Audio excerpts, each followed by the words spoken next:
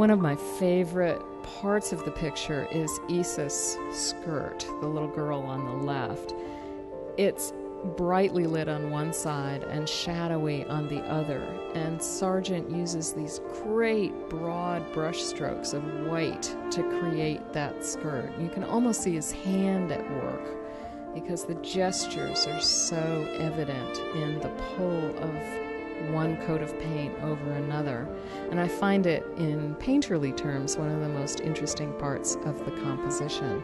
One of the other areas that I like quite a bit is the swell of that big Japanese vase and the way Sargent shows the light glinting off of it, another sort of swoop of white paint that shows that hard porcelain surface and how it responds to light, which is very different from how the soft surfaces of the girl's pinafores respond to light. The other thing I like, since we have the luxury of having the actual vases that the Boyts owned, is looking at how much Sargent really left out when he painted the vases. They're very elaborately decorated in real life, and Sargent doesn't show all of that design in the composition. If he had, I think your eye would have been drawn immediately to the vases and not to the girls.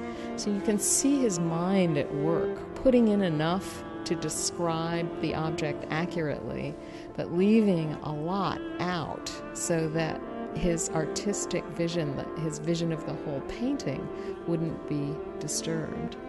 The only area where there's any easy place to see changes in the composition is in the figure of Julia, the little girl on the floor. When one looks carefully at a detail of the doll, you can see that the doll has moved slightly in the composition. You can see traces of brush strokes underneath that show that he moved the doll slightly in Julia's lap. And it's a great flurry of pink and white strokes. When you get close to it, it totally disappears. You can't get any sense of detail at all. And that's part of Sargent's magic too, I think, that these very roughly painted things resolve when you move away from them into the face of a baby doll or the face of a little girl.